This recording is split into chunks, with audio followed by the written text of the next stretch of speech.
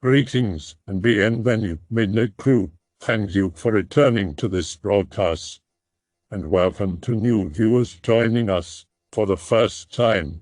If you like a video, then feel free to subscribe. Bored and girlfriend-less, there wasn't much to report back then over our teenage weekends. Cody and I had taken to playing video games, smoking weed, or going out for night drives through the town's forest surroundings, mostly on desolate roads and abandoned dirt paths. We had probably wandered into private territory several times but had never been chased out by an angry hick or encountered the goat man. We were quite fearless and almost hoping for something to happen on one of these ventures, but usually we got bored, lost the radio signal, or started to run low on gas and headed back to our respective homes. It was a pretty odd hobby until we found our place. Our place had probably been the home of hobos or a stop for backpackers beforehand, or possibly just a location for the filming of the Blair Witch Project. Hidden in the outskirts of our little town, when roads gave way to great expanses of forest territory, was this little circular nook, a clearing that was hard to find if you didn't know where to look for the path that led to it. It was an old dirt road that could barely be called even that. Apparently a lot of other people claimed to have encountered that road and that clearing only once or twice during night drives around the area, although we never had trouble going back again. We must have visited the place some 5 times, in all. The place became a sort of habitual weekend hangout for Cody and I, and we never really told anyone else about it until later. It was nice and quiet, and we would usually head over there with a couple flashlights and smoke weed in peace. What really sucked was that our lights were shitty and would eventually flicker and die, so we had to resort to just sitting there in the dark, trying to get each other to shit their pants with fear. But for the most part it was enjoyable. We started to notice that something was up as early as on our second visit, though.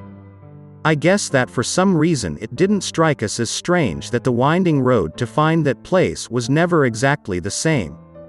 The second time we went there we were talking about how Cody had left one of our flashlights behind, since they hardly ever worked anyway, and was hoping that it was still there. Since nobody else seemed to visit the clearing, we figured that it would be. We arrived at the place after a couple of dead ends and false starts, and parked in the middle as we usually did. It was always kind of tricky to maneuver our way in because we could never really get used to exactly where the trees were, and getting Cody's dad's car scratched was something we couldn't afford to do. We had brought a second flashlight to look around for the one left behind. It didn't occur to us to go there during the day for some reason, and eventually I felt like I had tripped over something and illuminated it. It was part of the flashlight, all right. Just a bunch of jumbled, torn cables and a piece of the yellow plastic casing. Soon enough Cody found another part, and another. The thing had been disassembled, or rather torn to pieces, and scattered all around the clearing. We chalked it up to an animal. I guess we were feeling a little unnerved, and that led to telling each other scary stories, but for the most part we didn't really care and planned to continue coming there. We figured we'd just leave the pieces of what used to be a flashlight and head back home after only a half hour or so. I guess it had made us a little nervous, deep down. We only began to realize that the clearing had strange characteristics on our next visit, the very next weekend. I remember we tried to play the radio, but everything that came out was weird, like atonal. We were a bit far from the town, so it made sense for the signal to screw up. Upon arriving to the clearing we almost ran over what was a perfectly intact flashlight. It was just sitting there in the middle of the place, as if it were waiting for us. It was as good as new, it looked store-bought. Cody picked it up gingerly, tossed it between his arms and inspected it from every angle. Worked perfectly, too. We tried to come up with an explanation and continued to draw blanks. Cody joked that the feral cat or whatever it was that tore the flashlight apart must have felt bad and bought us a new one. Given that we were high by then, the explanation was good enough for us to make it through the night. It brought up an interesting point though, and we started looking around using the headlights. The pieces of the destroyed flashlight were still scattered throughout the clearing. The one we had found was a new one, and a perfectly working one as well. We took it home as a replacement and Cody's dad never found out. This was also around the time when Cody started to indulge in rampant speculation about what was going on in that clearing. I mostly chalked it up to a weird occurrence that probably had a perfectly rational explanation which I conveniently hadn't thought about yet, but he was convinced that there was something else. We started to conduct a little experiment, which consisted of leaving things overnight and coming back to see what had happened. The incident with the flashlight repeated itself, and then we would also find a perfectly new replica. We were pretty sure there was somebody screwing around with us, and that's what really worried us. I informed Cody that this person could very well be a psychopath waiting for the chance to hack us apart with an axe and that we should stop coming to this place, but that wasn't possible for Cody. He was getting kind of obsessed. So on a lazy Saturday we decided to drive up to the place during the day and see what was up. We drove around the area for approximately 3 hours and never came upon the dirt road that lead into the clearing. We figured that since we had only gone there at night, we couldn't find the way during the day and everything looked different or something along those lines.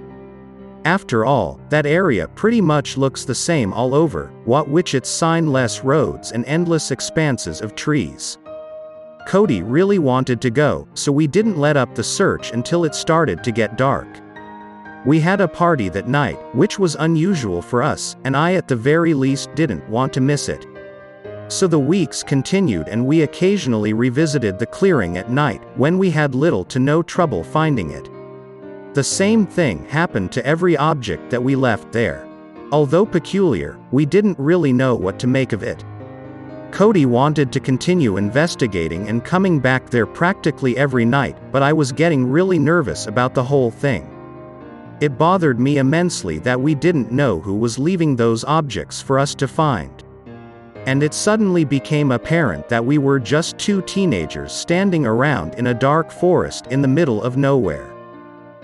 Finding the objects and taking them back home was at least entertaining and occasionally lucrative, such as when I managed to fix a couple things by leaving them overnight and picking up their perfect replicas. We once considered leaving the car overnight, but figured that Cody's dad would hang us if a brand new one didn't show up the following day.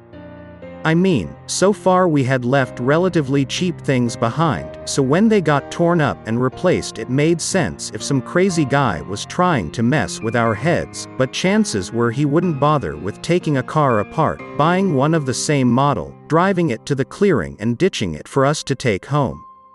As for what was beyond the clearing, we only did some exploring once. We left the headlights on to make sure we could find our way back to the car and went looking around with our flashlights, just a bit around the area. We tripped over a bunch of things several times. It became apparent that the surroundings were completely covered in stuff like magazines, old records, shoes, fishing rods, and even a spare car tire. Some were easy to explain, littering campers, mostly, but others were a bit more puzzling. Some of items looked very old, most of them, actually. And there were, of course, pieces of things as well, torn apart and scattered throughout.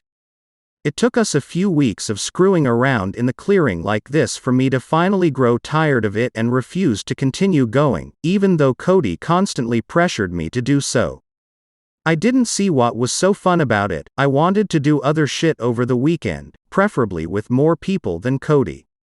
I begrudgingly drove there with him a couple more times after that, but for the most part our excursions to the clearing ended. It was on a Sunday after a house party when I was woken up, sometime in the early morning, by my mom. Cody's parents had called my house to ask if he had gone to the party with me last night. He hadn't. I had told him about it, and he said he was just going to stay home and chill. So, I told him to suit himself and headed off on my own.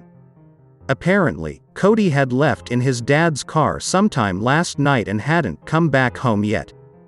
It took me some minutes to process this. At first I didn't panic, I forced myself not to. Cody had pulled shit in the past in order to piss off his parents for whatever punishment they had inflicted upon him for failing another course. So I looked in the usual places, like the park, the mall, around the school, and even under a bridge where a bunch of pot heads a couple years older than us liked to hang out. He was nowhere, of course. I spent the afternoon looking anyway. There were no cell phones back then, so that wasn't an option. His parents were apparently going to file a missing persons report and his mom was getting hysterical.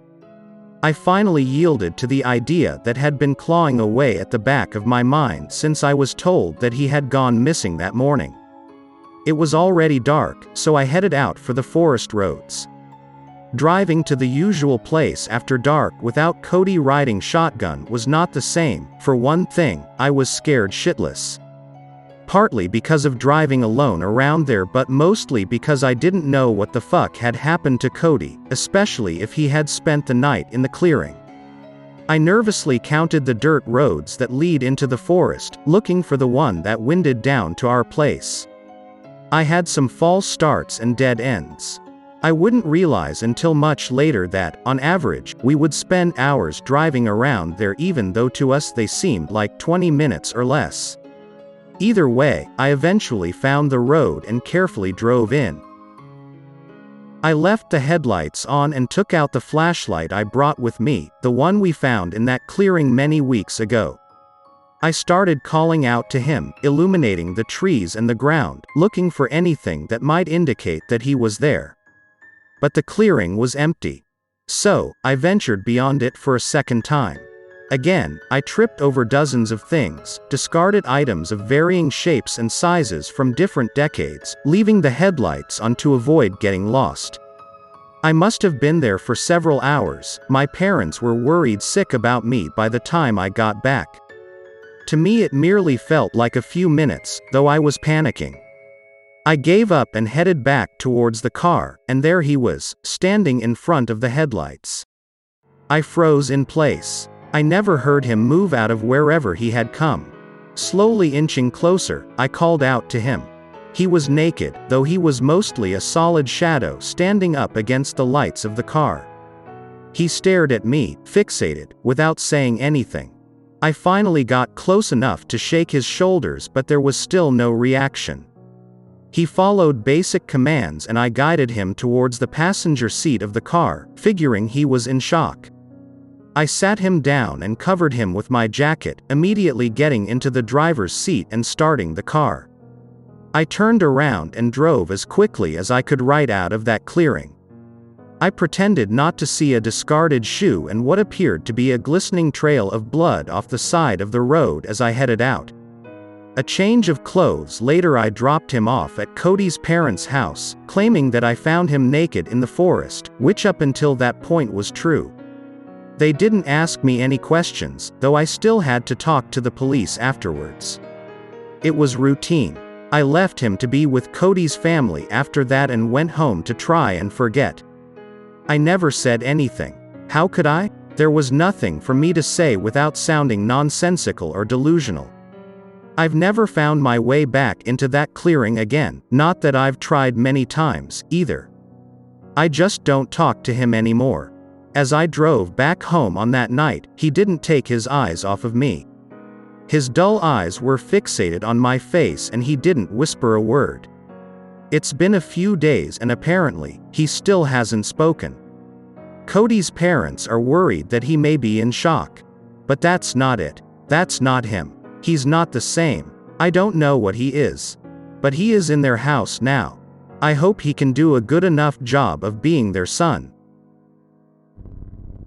I hope that you enjoyed tonight's broadcast. If you enjoyed tonight's story, then please subscribe to the channel as more green texts will appear daily. A new broadcast will appear when the clock strikes midnight Central Time.